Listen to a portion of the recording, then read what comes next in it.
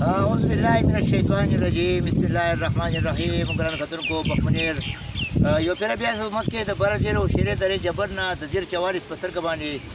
په شیجه باندې حاضر یم ګران کتونکو د روژې تقریبا 2 ورځې پاتې دي او د 30مې روژې مازدیګری دی او په دې وخت کې مونږ د شیرې درې جبر زموږ یو مشهور او معروف شاعر هم دی د پښتو ورسره د درس او تدریس هم تعلق ساتي دغه څه مونږ د دعوت تبلیغ په باره کې هغه یو څو اشعار هغه ویلي دي وایي چېرې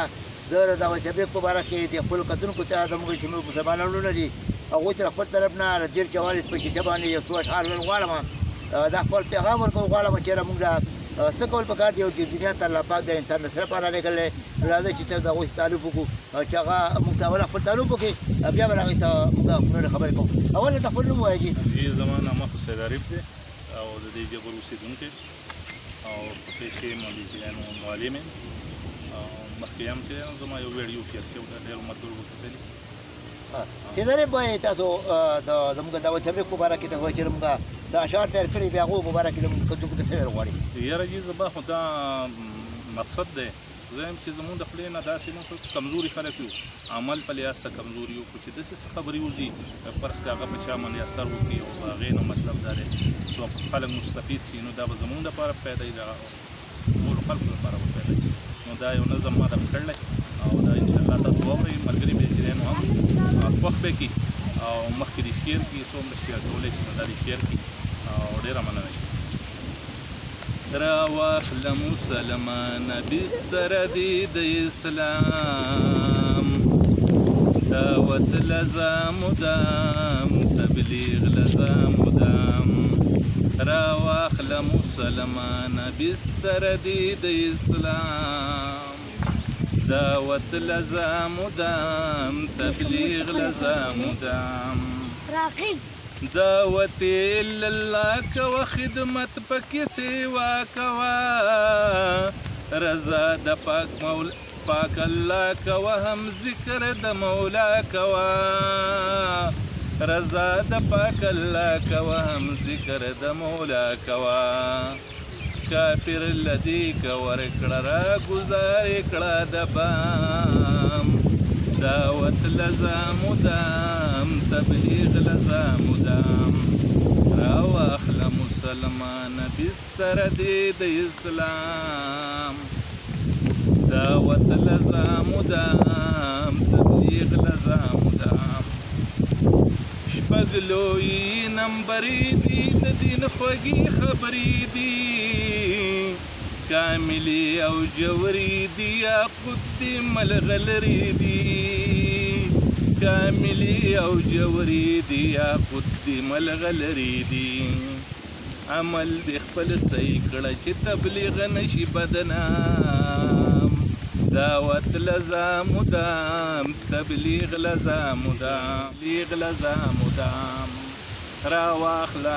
راواخله مسلمان بستر دی د اسلام دعوت لزا مدام تبلیغ لزا مدام دا چې څومره انبیاو رالیږلي لوی الله د ټولو میشن داو بس پرچار د لا اله د ټولو میشن داو بس پرچار د لا اله په حق دی قربان شوي مونږ لی راکړه دا پیغام دعوت لزا مدام تبلیغ لزا مدام راواخله مسلمانه بستر دی د اسلام دعوت لزا مدام تبلیغ لزا مدام چیلی له اراده کړه ملګري ځان سره کړه دا کار د ژوند مقصد کړه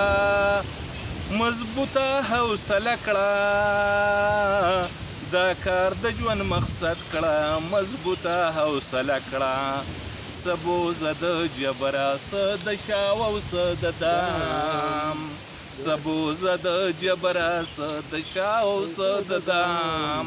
دعوت لزا مدام تبلیغ لزا مدام راواخله مسلمان بستر دی د اسلام دعوت لزا مدام تبلیغ لزا مدام عریفه سمجدار شا ورسم پنی غلار شا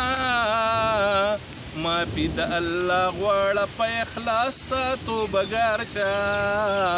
ما پی د الله غواړه په اخلاص ساتو بګار شا خبر د ځان نه چې د سخیږي انجام خبر د ځان نه چې د سخیږي انجام دعوت لزا مدام تبلیغ لزا مدام راواخله مسلمان بستر دی د اسلام دعوت لزا مدام تبلیغ لزا مدام جزاکم الله وسلام ګرانو کتونکو دا جناب سید عارف خان صاحب چې هغوی د تبلیغ په باره کې یو څو خبرې وکړې واقع خبره ده چې تبلیغ داسې ولاړ ده چې د دې په وجه باندې په ټوله دنیا کې اسلام خپرېږي او پیغمبر علیه السلام چې کله اخرنۍ خطبه فرمایله حجة الوداع کې پیغمبر اسلام صحابه کرامو ته وفرمایل چې صحابه کرامو ما ته دین نه ورساو و دا دین تاسو غایبین چې کوم دي هغوی ته به رسوئ او صحابه کرامو ته وفرمایل چې یا رسول الله تا موږ ته دین را ونه رساو بلکې د دین هغه پوره حق دې راته ادا کړو نو یو پیروی پیغمبر علیه السلام د وفات نه وروسته چې کله هغه له دنیا نه لاړو نو صحابه کرام ډېر پریشانه ناست وو حضرت عمر فاروق رضی الله تعالی عنه چې کله راغلو نو هغه تپوس وکړو چې ای ملګرو تاسو ولې خفه یې نو صحابه کرامو ته وفرمایل چې نن نبي علیه السلام نشته دی د هغې له وجې نه موږ خفه یو حضرت عمر فاروق رضی الله تعالی عنه توره راواخېسته او ویې فرمایل چې کوم کس ویل چې حضرت محمد صلی الله علیه وسلم نشته نو د هغه نه به دا سر کټ کړم که حضرت محمد صلی الله علیه وسلم نشته خو د هغه دین چې کوم دی هغه موږ ته پاتې شوی دی او دا دین موږ نه پکار ده چې موږ د دنیا ګل ګل ته ورسوو نو ګرانو کتونکو دا وایي تبلیغ داسې یو لار ده چې په دې کې څوک پکې مفتي نه جوړېږي په دې کې عالم نه جوړېږي خو په دې کې هر مسلمان ته د خپل لمانځه د کمي ورسره د روژې کې چې کوم کمی راځي د ورور مسلمان ته چې کوم سلوک کولي د کلمې حقیقت درته ښودولي د پیغمبر علیه السلام طریقې په خپل ژوند کې راوستی ورسره داسې مونځونه چې کوم پیغمبر علیه السلام کړي صحابه کرام ته ښودلي وي ورسره د قرآن عظمت په باره کې پته لګي ورسره د ورور مسلمان چې کوم حقوق دي د هغې په باره کې ورسره د الله تعالی د یاد او د یارې هغه کوم خصوصیات چې د یاد زموږ په ژوند کې به راځي ورسره د ورور مسلمان د قدر عزت به زموږ په ژوند کې پیدا کېږي او د الله تعالی دپاره چې کوم نیک عمل موږ کوو د هغې هغه اخلاص چې کوم دی زموږ په ژوند کې پیدا کېږي